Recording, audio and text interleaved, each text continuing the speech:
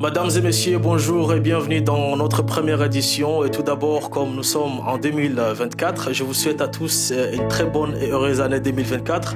Nous nous retrouvons ici pour cette émission, une émission qui se veut un plateau public où on va accueillir des personnalités diverses qui vont venir ici s'exprimer sur plusieurs sujets, notamment la politique, les sports et la culture. Aujourd'hui, nous avons l'honneur d'accueillir un invité exceptionnel qui nous a fait d'ailleurs honneur d'être les premiers à participer à notre première émission. Cette émission qui se veut un plateau pour la diaspora sénégalaise en France et ailleurs.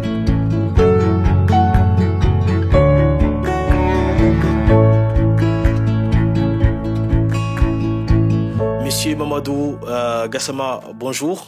Bonjour, Monsieur Sow. Vous êtes responsable au parti Réumi, le parti de Monsieur Idrissa Seck. Vous êtes responsable de la massification au niveau ici de la France.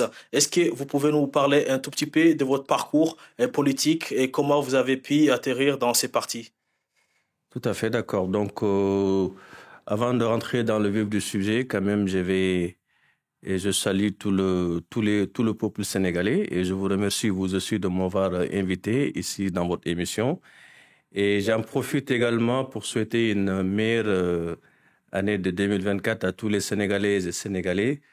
Je leur souhaite tout le bonheur du monde, bonne santé, prospérité, longue vie et beaucoup de bonheur pour l'année 2024.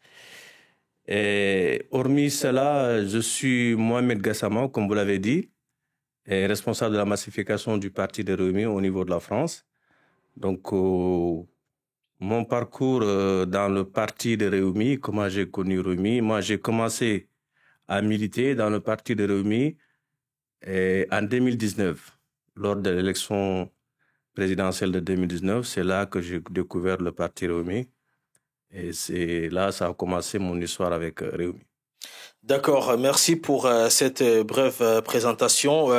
Je rappelle que les partis Réumi est les partis fondés par Idrissa Seck. Le sujet de ce soir, on va parler justement des élections présidentielles, mais c'est Idrissa Seck, il est candidat, n'est-ce pas? Vous confirmez? Mais en fait, on ne peut pas confirmer la candidature d'Idrissa Seck au moment où je vous parle parce que nous sommes en phase de contrôle sur le fichier. Sur le parrainage déjà, parce que la personne qui est chargée de des élections, M. Asbabakar, qui est en train de faire un travail très remarquable. Donc ce matin, il a déposé le dossier. Donc apparemment, il y a des doublons externes. Donc ils sont en train là, de ce que vous essayez de nous dire, c'est que les parrainages de M. Idrissa Seck risquent d'être rejetés. Bon, je ne pourrais pas dire ça parce que j'ai pas d'informations à ma possession pour affirmer cela. Mais qu'est-ce qui se passe exactement quand vous nous dites il est la candidature, donc vous n'êtes pas certain en fait de votre dossier? Non, ce n'est pas question, on n'est pas certain du dossier, sauf qu'il y a un processus qu'il faut respecter. Donc il y a... Mais les processus, vous l'avez bien respecté, bien entendu. On l'a bien respecté. Maintenant, si ceux qui reçoivent le dossier estiment qu'il nous manque des documents, il nous manque, il y a des doublons externes. Donc nous, à notre niveau, ce qu'on peut faire, c'est d'aller... Qu'est-ce que selon vous se passerait si le dossier d'Idrissa Seck il est rejeté par les conseils constitutionnels? Non, je ne pense pas que le dossier d'Idrissa Seck sera rejeté. Donc vous avez des informations comme quoi le conseil constitutionnel va pouvoir retenir? En fait, actuellement, d'après les dires de notre chargé des élections, M. Asbabakar, nous avons assez de pièces d'identité à notre possession pour pouvoir compléter ce qui reste. Première partie de l'émission, 93 candidats si je m'abuse. C'est beaucoup plus que la liste d'Aliou Cissé. Tout à fait. Bon, 93 candidats quand même à l'élection présidentielle, cela cause un énorme problème, d'où la nécessité, d'où l'utilité de faire le parrainage. Je pense que ce parrainage aussi... Mais est-ce que ce parrainage aussi, c'est pas un facteur qui bloque aussi les candidatures? Non, c'est pas un facteur qui bloque dans la mesure où ça facilite le tri ou bien ça permet à l'administration quand même de bien gérer et les différents candidats qui veulent concourir le pouvoir. Et puis, c'est une façon aussi de limiter le nombre de candidats parce que vous savez, 93 candidats quand même à l'élection présidentielle, cela a un coût très considérable quand même au niveau du budget Mais ces Sénégal. candidats, là, ils déposent une caution qui est assez conséquente aussi d'une trentaine de millions, si je ne m'abuse. Tout à fait. Ces dernières déposent une caution, mais vous imaginez, l'administration doit mettre et 93 urnes, oui. 93 bulletins. Donc, c'est un travail vraiment qui n'est pas du tout facile pour l'administration.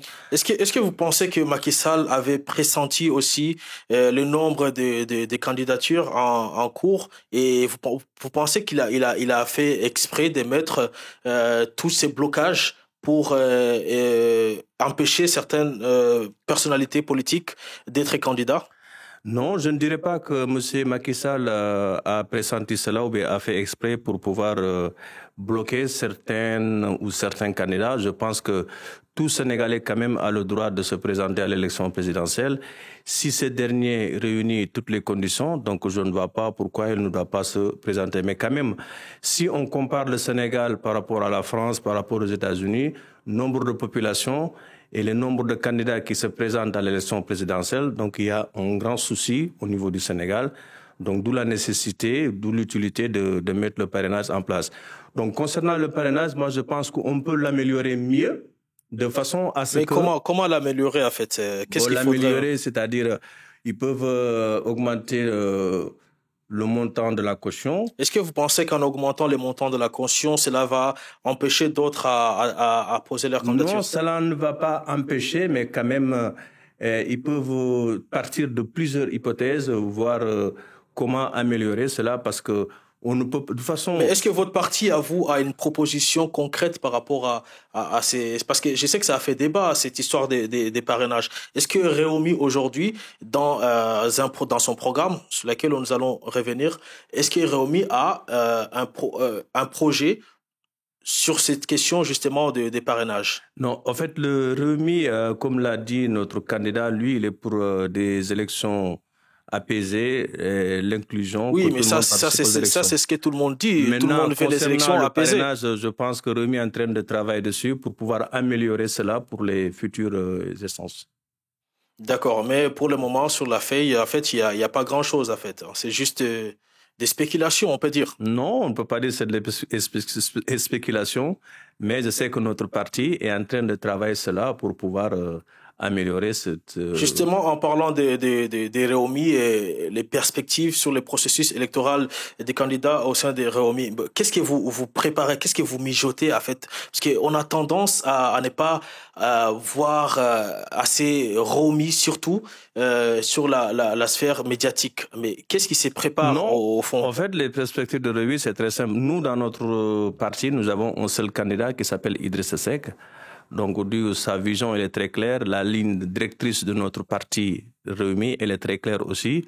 Donc, du coup, il n'y a rien qui mijote. Donc, le silence d'Idrissa Seck aussi, bon, je pense que lui-même, des fois, quand il fait des sorties, il donne des raisons pour lesquelles... Oui, mais la course est lancée quand même. Il y a d'autres qui sont sur le terrain et qui font des choses. On a vu les candidats de la majorité présidentielle, le Premier ministre, M. Amadouba, qui est sur le terrain et qui est en train de tacler tout le monde, en fait.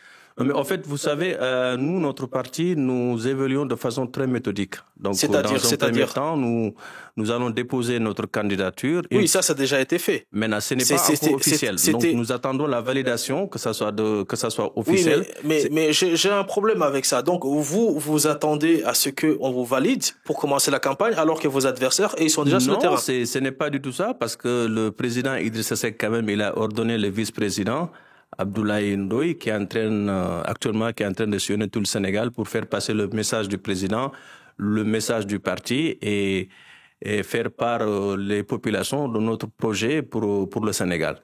Donc Réumi n'est pas absent sur la chaîne politique, donc sauf nous, on a notre façon de faire, on fait les choses de façon très méthodique. Mais quel est l'objectif des Réumi sur ces élections présidentielles? L'objectif de Réumi, c'est déjà gagner les élections. Je pense que toute... Est-ce que vous êtes confiant? Vous pensez que vous pouvez gagner ces élections? Oui, on est très confiant. Mais qu'est-ce qui vous dit cela, en fait?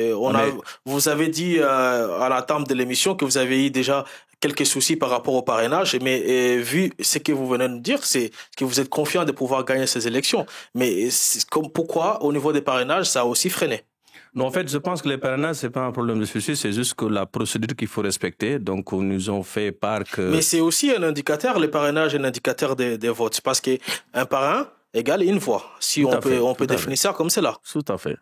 Mais je pense qu'on a assez de stock quand même avec nous, la personne qui gère le fichier informatique dans le parti de Rewmi. On l'a entendu. Asba Bakar aussi s'est prononcé sur ce sujet-là. Donc, on a suffisamment de parrainage pour pouvoir...